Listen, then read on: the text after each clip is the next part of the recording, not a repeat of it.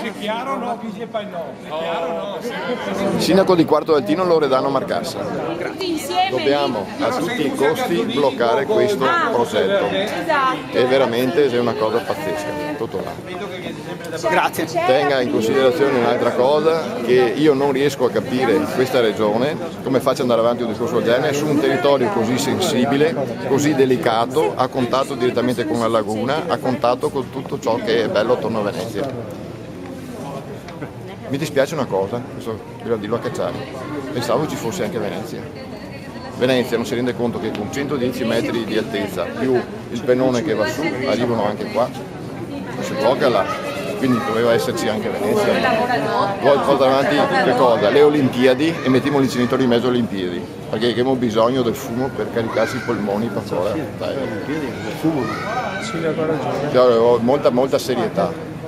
Inquinamenti di depositi, 3 inquinamenti autostrada, 3 inquinamenti di aereo. Passante. Ragazzi, se vogliono farci morire. Io mi sto muovendo sia dal punto di vista legale, con uno staff che mi sembra abbiamo condiviso con tutti i comuni, altamente capace per ostacolare, insomma. Abbiamo dimostrato anche recentemente, i nostri legali hanno bloccato una discarica, sembrava impossibile, abbiamo vinto il Consiglio di Stato e anche al TAR. L'altra cosa è che tutti quanti ci stiamo muovendo politicamente, mi sembra chiara questa cosa, mi sembra chiara anche le dichiarazioni di tanti esponenti politici, siamo in campagna elettorale, alcuni hanno preso una posizione veramente cristallina e trasparente sull'operazione, è un no forte, io parlo con quelli con cui ho già stretto un accordo politico, parlo un no forte da Luca Zaia, un no forte da Muraro, dopo insomma anche tanti altri politici stanno abbracciando questa battaglia che è trasversale, ma ne ho convinto, non serve, te lo dico, insomma, continuo a dire non serve perché non ci sono sufficienti rifiuti da bruciare, è un affare fatto con le persone sbagliate. Il Grossi famoso, che è il socio selezionato da un'industria, è quello che attualmente è in galera a Milano perché ha fatto affari gestendo rifiuti. Questo ricordiamoci, non so se la gente si ricorda, ma un'industria ha portato sul palmo della mano questa grande società di Milano che doveva gestire i rifiuti, che sapeva gestire, in realtà se la gestiva per far scaricare a se stesso, questo è andato. E quindi questo già spussa. L'altra cosa è che io non posso accettare, noi sindaci credo che non possiamo accettare di vedere svalorizzati i nostri territori. Sono territori squisitamente residenziali, come posso permettere che una casa valga la metà perché è vicino un inceneritore? Turistici, e dopo sulla salute nessuno ha mai parlano tanto e nessuno ha mai dimostrato che queste cose non facciano male. Stiamo in attesa anche di avere queste dimostrazioni. Ma bisogna dimostrarle con attualmente la cautela. Voglio crederle anche perché la Bora di Trieste butta contro Mogliano, stiamo attenti.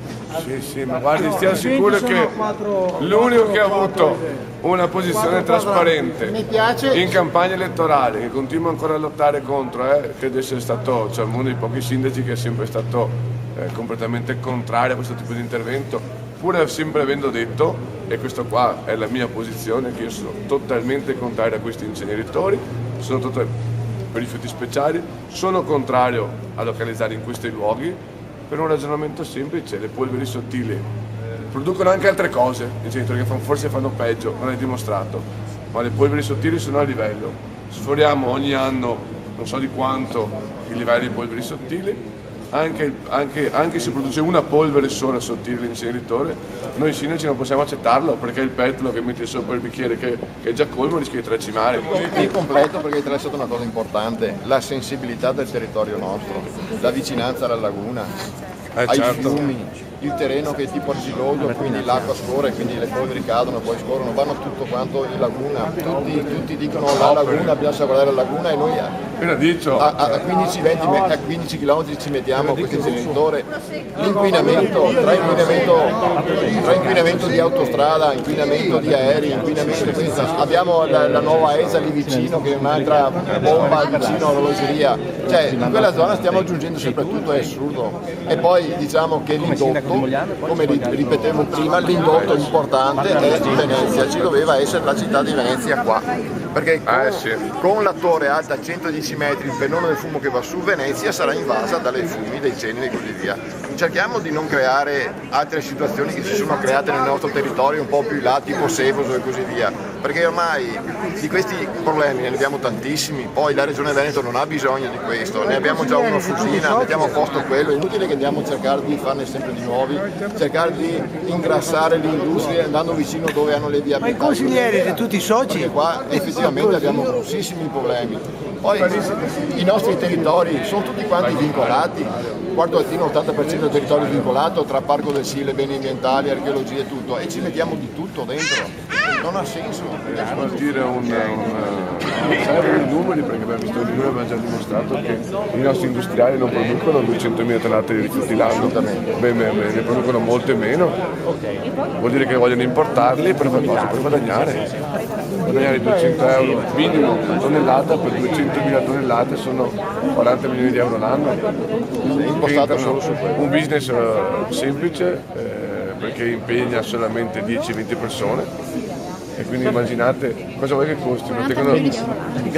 Una tecnologia professore, 200.000 tonnellate l'anno per 200 euro, quanto ne fosse?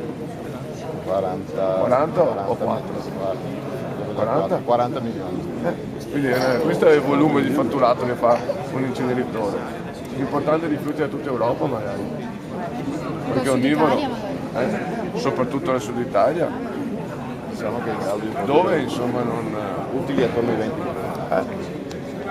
dopo io non credo minimamente che costi 200 milioni di euro costruire 120 cannette. Costa molto meno, è una tecnologia obsoleta, è che quelli che alzano i costi dell'edificato apposta per nascondere i grandi margini di guadagno che hanno. Non vi è una corresponsabilità dei territori, non abbiamo mica noi saremo coinvolti a decidere. Cioè i nostri cittadini hanno potuto decidere? Assolutamente no. c'è un assenza totale da parte della Su questo comunque noi saremo pesantissimi come opposizione legale.